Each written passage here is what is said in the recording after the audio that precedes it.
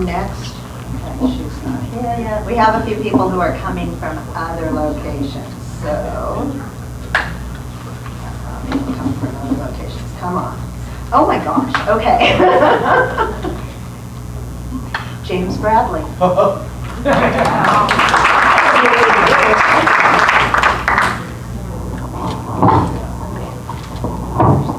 Oh, this is kind of a little struggle here. Oh, it's a clip. There you go. James Bradley is my name. Hello, everybody. I answer to one higher authority, and that's Jesus Christ.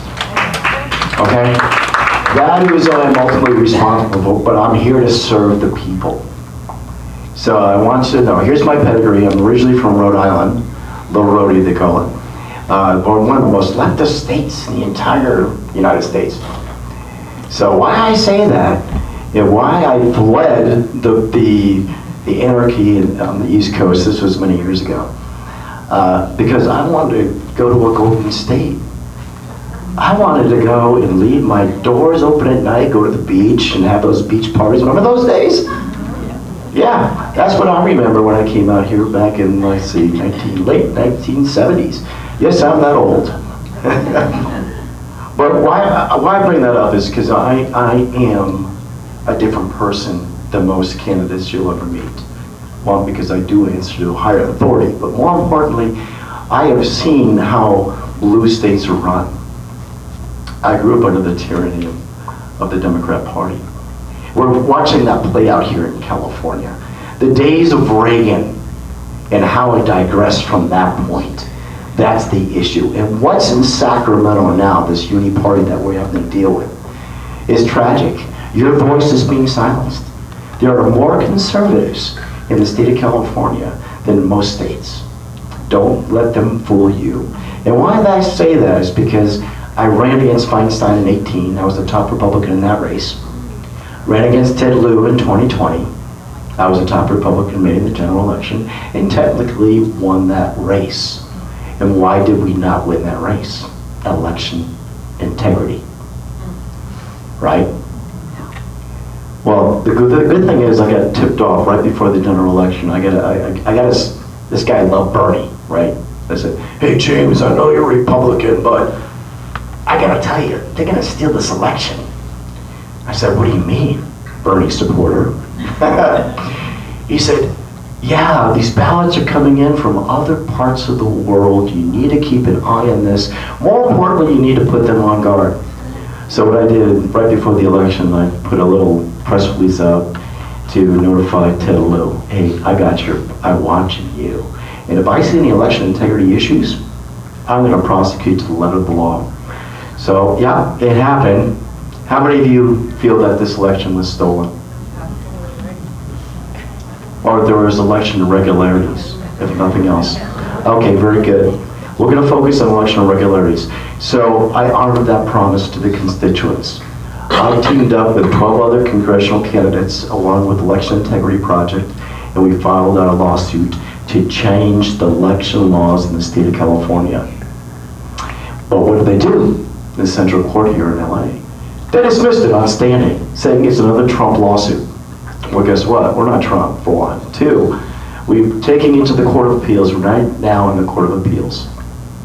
And we changed the brief to say this is a civil rights lawsuit. Constitutional. How many civil rights cases have you ever heard of that lost? I can't think of any. So our brilliant attorney, and by the way, Rhonda Kennedy's part of this lawsuit, and she and I are like brother and sister, we're taking this, even if we have to the Supreme Court to clean up our election laws in the state of California. Because what happens here is happened throughout all the swing states, and now it's permeating to the other states too. So the threat is imminent. We're dealing with it as we speak.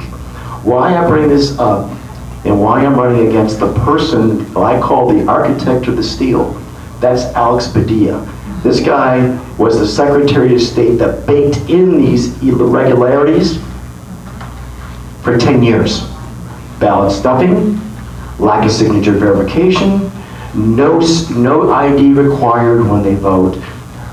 Let's see, ballot harvesting, now same-day voting. Now, we don't call it election day anymore, we call it election season. Because you're going to be seeing May 9th is when the mail-in ballots come out.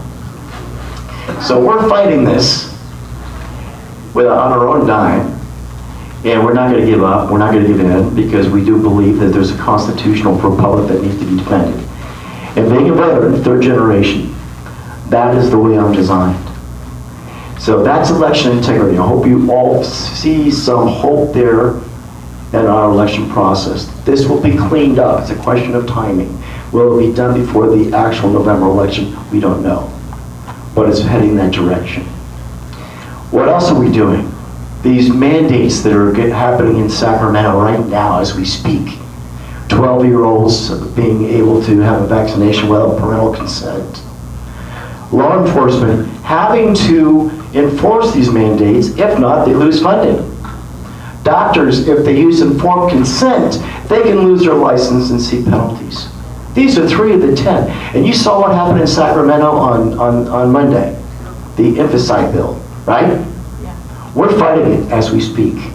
I have a team of 6 people at the Capitol every day knocking on the doors to the Senate and Assembly saying, stop or you will be held to account and you will serve time for these inhumane laws and unconstitutional laws. That is what we're doing today, not waiting to get in office. We're doing it today.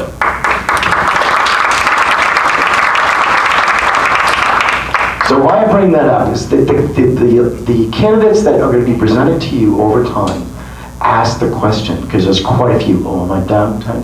Okay. Ask the question, what are you doing today? I don't want any more promises. Are you sick of promises never being kept? I hope you are, because I am. I'm a business person. I spent 30 years in healthcare, and I've seen what's happened in our great state of California. And I dove in this on my own dime, not asking a penny from the constituents, to save what we have left and improve what we know to be. So that's what I'm going to dig into Washington, D.C. And by the way, I believe in term limits. So again, sign the pledge, and thank you very much. I have some material on the table over there. I am an American First Christian Patriot, constitutional conservative, James P. Bradley.